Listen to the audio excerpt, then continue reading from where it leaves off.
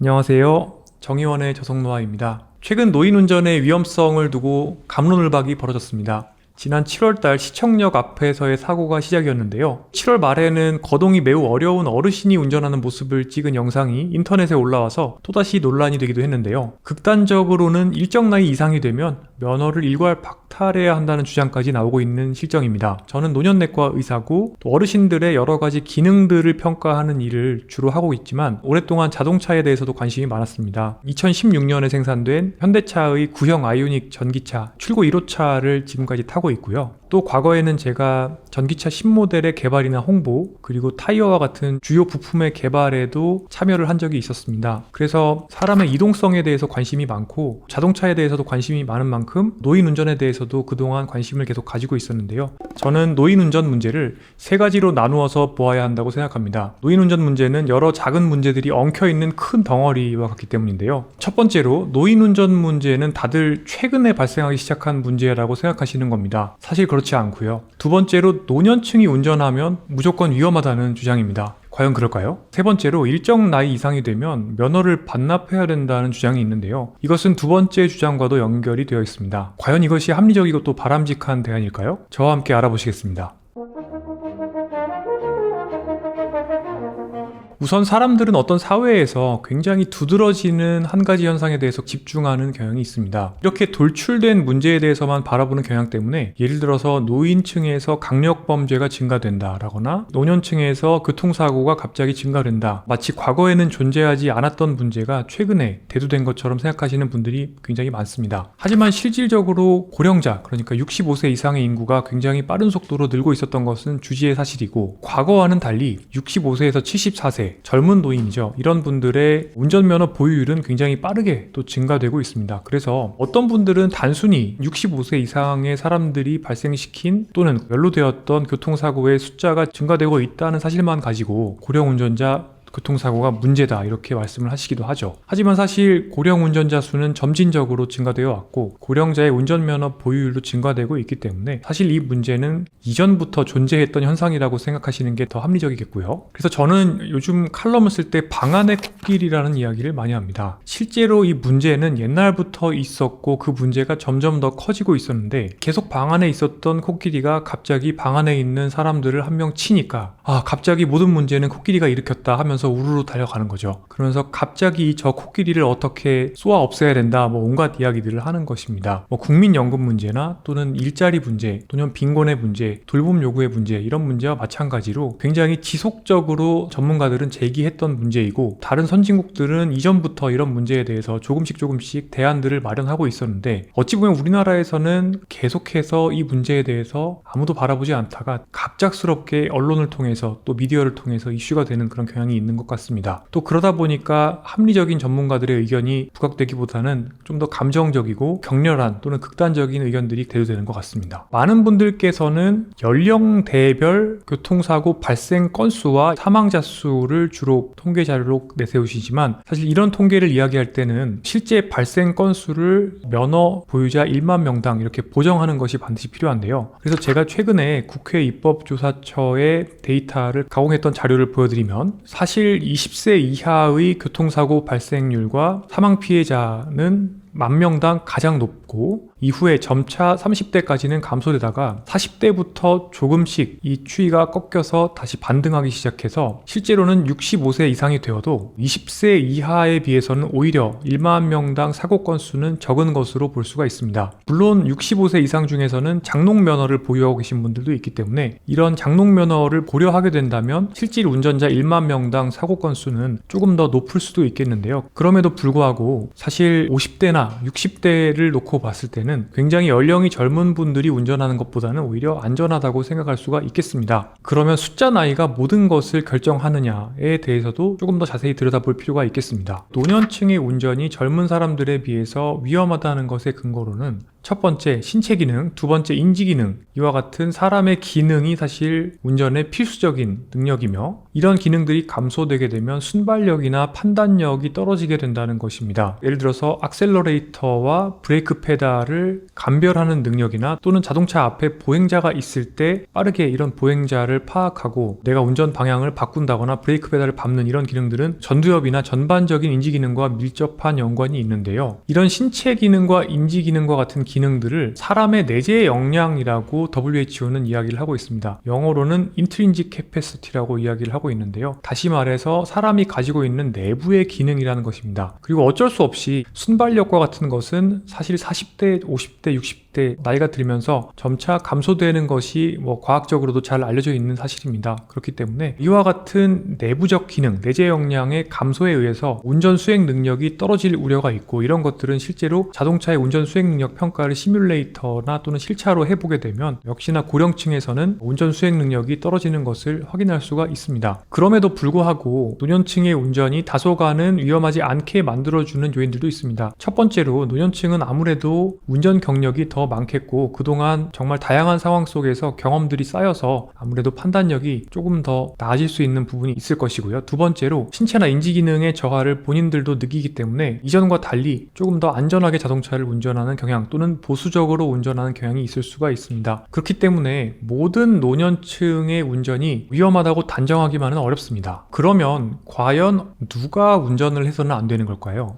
사실 여기에 대해서는 많은 분들이 의문을 제기하지 않는 것 같습니다. 숫자 나이에 대한 논란이 오가지만 어떤 분들을 고위험으로 우리가 평가할 것인가에 대한 논의가 부족한 것인데요. 극단적인 사례를 들어보겠습니다. 치매가 있으시고 치매약을 여러 가지를 드시고 계시고 그래서 장기요양보험 등급을 받으시고 댁 밖에는 혼자 나가기가 어려우신 분이 있다고 생각을 해보겠습니다. 이런 분이 운전을 하는 것은 굉장히 위험할 것입니다. 장기요양보험 등급을 받는다는 것은 일상생활에 보호자가 필요한 것이 되는 것이고 돌봄 서비스를 받고 계신 분들이라고 하면 어느 정도는 운전면허를 반납하는 것이 맞다라고 극단적으로 생각해 볼 수 있을 겁니다. 근데 이것은 굉장히 좀 극단적인 사례죠. 장기요양보험을 이미 가지고 계신 분들이 운전을 하시겠다고 나설 가능성은 굉장히 드무니까요. 반대로 인지 기능이 완전히 정상이고 예를 들어서 등산도 잘 하시고 수영도 하실 수 있는 근력과 인지 기능이 젊은 성인과 크게 다르지 않다면 또 감각 기능에 문제가 없다라면 극단적으로는 90대 또는 100세 이상의 노년층이라고 하더라도 운전을 하시는데 전혀 문제가 없을 것입니다. 결국에는 그 중간에 있는 어떤 회색지대에 있는 분들을 어떻게 판별할 것인가가 문제가 될 것입니다. 사실 여기에는 지금 현재에도 적성검사의 주기가 이제 연령이 증가됨에 따라서 점점 가까워지게 설계가 되어 있고 그래서 10년, 5년, 3년 이렇게 인지기능에 대한 소견서를 첨부하고 그리고 추가로 간단한 적성검사만 받게 되면 다시 면허증이 재발급이 가능한 것으로 되어 있습니다. 물론 이런 적성검사가 해외에 비해서 굉장히 간소화되어 있기 때문에 적성검사 절차를 노년층에 대해서는 조금 더 정밀하게 가장 이상적으로는 드라이빙 시뮬레이터를 이용해서 평가를 하는 것이 바람직하겠지만 모든 분들이 이렇게까지 평가를 받는 것은 상당히 어려울 수가 있습니다. 그러다 보니까 일정 나이 이상이 되면 면허를 그냥 반납하여야 하는 것이 아니냐라는 이야기가 나오게 되는데요. 사실 은퇴 연령이나 또는 국민연금을 받게 되는 연령이나 또는 지하철이 무료가 되는 시점 여러 가지 노인의 기준에서도 항상 정치인들의 표와 관련되는 이슈가 되는 것은 사회에서 제대로 논의가 되기가 어려운 것처럼 특정 나이, 숫자 나이로 잘라서 면허를 반납하게 만드는 것은 사실은 굉장히 어려울 것이라고 생각을 합니다. 고양이 목에 방울을 다는 그런 꼴이 되는 것이죠. 나이가 그저 많다는 이유만으로 운전을 제한하게 되는 경우에는 국민의 기본권인 이동권과 직업 선택의 자유를 침해할 수 있기 때문에 사실은 위헌 소지가 있게 됩니다. 나아가서 우리나라의 수도권 바깥 대부분의 지역에서는 현재 대중교통의 접근 가능성이 점점 떨어지고 있기 때문에 특히 인구 소멸 위기 지역인 곳에서는 정말 버스가 거의 다니지 않거나 또는 1,000원 택시를 운영하는 곳도 있고 이렇게 자동차가 없다고 하면은 이동수단이 굉장히 제약되는 그런 지역들이 늘고 있기 때문에 실제 해외에서의 연구를 보게 되면 도시 바깥 지역에서 자동차를 평소에 이용하시던 분들이 자동차를 운전할 수 없게 되면 그 이후로 굉장히 빠르게 신체 기능과 노쇠가 악화된다는 것이 연구로 나와 있기 때문에 이동권의 침해 또는 기본권의 침해일 뿐만 아니라 오히려 이렇게 운전면허를 광범위하게 박탈하는 것이 사실은 돌봄 요구를 악화시키고 또 지역의 활력을 더 떨어뜨리고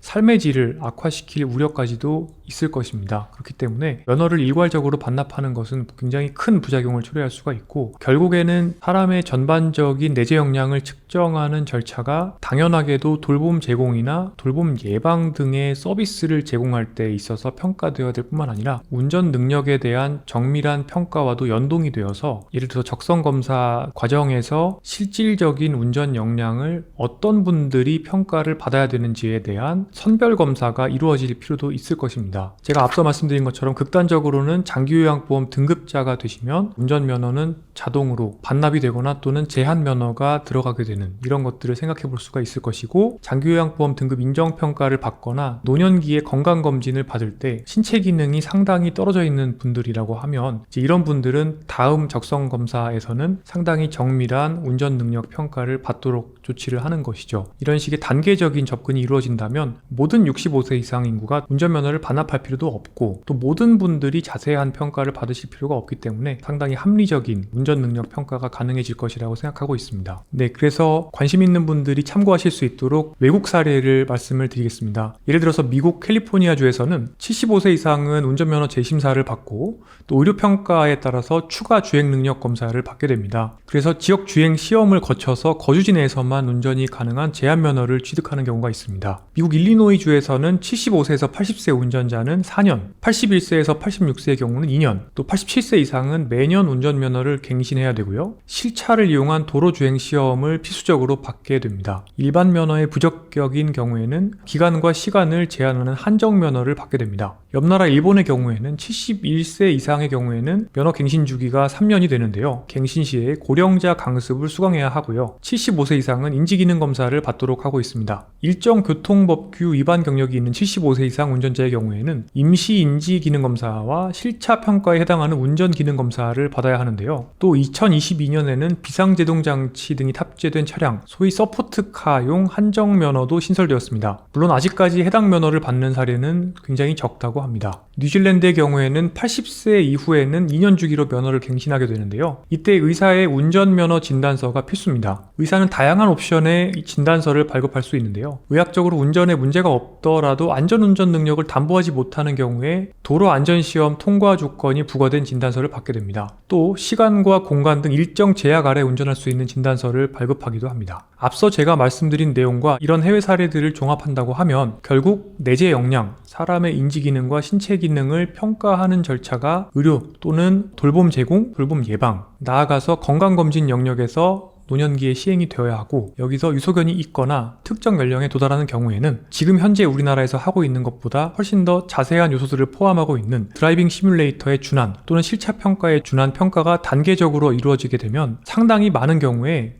두 가지 오류를 피할 수 있을 것입니다. 이 두 가지 오류란 무엇이냐면 첫 번째가 알파 오류입니다. 이 알파 오류라는 것은 위양성의 오류입니다. 그러니까 우리가 숫자 나이만 가지고 운전 능력을 잘랐을 때는 어떤 분들은 사실은 운전을 할 역량이 되는데 하지만 억울하게 운전을 할 수 없다라고 분류될 수가 있습니다. 통계학에서는 일종 오류라고도 하는데요. 이런 오류를 피할 가능성이 높아지고요. 두 번째로 베타 오류를 피할 수가 있습니다. 이것은 통계에서는 이종 오류라고도 이야기를 하는데 파워의 이야기입니다. 그러니까 사실은 운전을 하시면 안 되는데 운전을 할 수 있다라고 판별될 수 있는 분들이 있죠. 숫자 나이가 젊다고 하더라도 전두엽 기능이 떨어진다거나 또는 다른 문제가 있어서 운전을 하시면 위험한 분들이 있을 수 있습니다. 이런 분들은 조금 더 자세한 검사들이 필요한데 제가 말씀드린 단계적이고 통합적인 방식으로 검사를 하게 되면 이런 분들이 제대로 발견될 수가 있는 것이겠죠. 그 다음에 우리가 생각해 봐야 되는 것은 사실 이제 우리나라에서는 항상 어떤 문제가 생기면 사람 탓을 한다는 겁니다.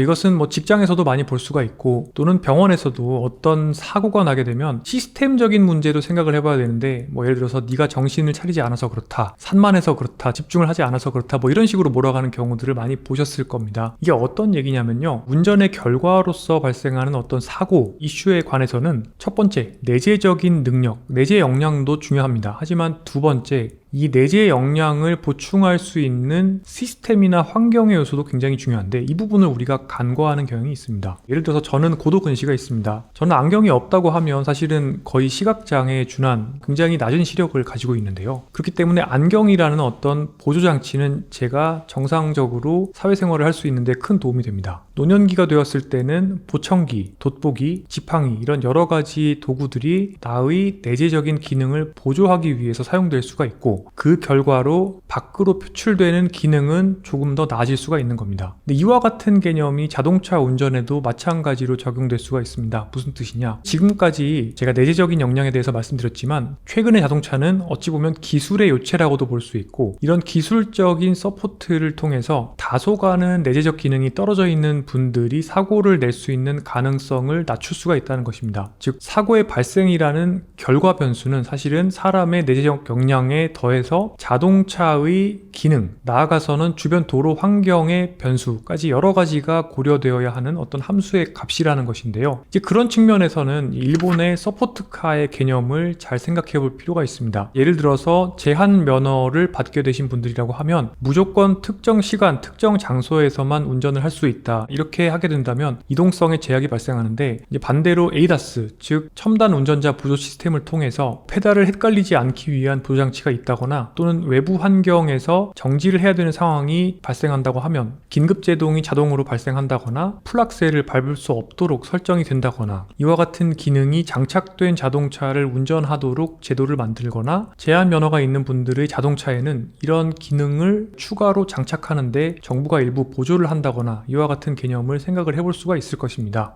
궁극적으로는 완전 자율 운전 자동차가 가능하면 좋겠지만 사실 레벨 4에 해당하는 자동차가 아직 일상 도로 환경에까지 보급되기 위해서는 오랜 기간이 남았다는 생각이 듭니다. 그래서 지금의 과도기적인 측면에서는 다소간은 내재 역량이 감소되어 있는 어르신들이 지금보다는 더욱더 안전하게 운전을 지속할 수 있도록 그래서 이동성도 유지하시고 또 노쇠의 예방도 가능할 수 있도록 다양한 측면에서의 기술적인 보조에 대해서도 우리 사회가 고민을 해봐야 될 것 같습니다. 마지막으로 고령자의 운전에 대해서 이번에 있었던 갑론을박도 그동안 한국의 고질적인 병폐에 대해서 우리가 다시 한번 생각해 볼 수 있는 계기가 되었다는 점을 말씀드리고 싶습니다. 제가 연구를 하면서 느끼는 건데 누군가가 연구비 횡령을 했다라는 어떤 문제가 생기면 해당 업종에 대해서는 완전히 연구비 결제를 할 수 없게 되거나 이런 일들이 생깁니다. 최근에 특정 경사가 굉장히 심한 도로에서 마을버스가 자꾸 사고를 내니까 아예 그 마을버스 노선을 없애야 되지 않느냐 또 이런 이야기가 나오고 있다는 것을 접했는데요. 어찌 보면 우리나라는 항상 그 문제가 정말 이슈가 될 때까지는 방치하거나 모르쇠로 일관을 하다가 그 문제가 사람들의 이목을 끌게 되면 아예 그 문제를 원천봉쇄하기 위해서 그와 관련된 어떤 기능들을 아예 없애버리거나 특정 인구 집단이 무언가를 할 수 없게 만들어버리거나 심지어 약을 없애버리거나 굉장히 극단적인 대책이 갑자기 뿅 튀어나오는 경우를 많이 보게 됩니다. 근데 이런 식의 대응이 언제까지나 계속될 수는 없다고 생각을 하고요. 특히 인구 고령화가 우리가 진행된다는 것은 2000년부터 이미 정해진 미래처럼 알고 있었던 것인데 이렇게 예상할 수 있는 문제들 이미 전문가들이 카산드라처럼 계속해서 보아야 한다고 이야기했던 문제들에 대해서 그런 거 관심 없다 이렇게 하다가 갑자기 우르르 많은 사람들의 이목이 집중되면서 황당무계한 정책들이 또 만들어지는 이런 한국의 고질적인 문제는 이제는 바뀔 때가 되지 않았나 하는 생각이 듭니다.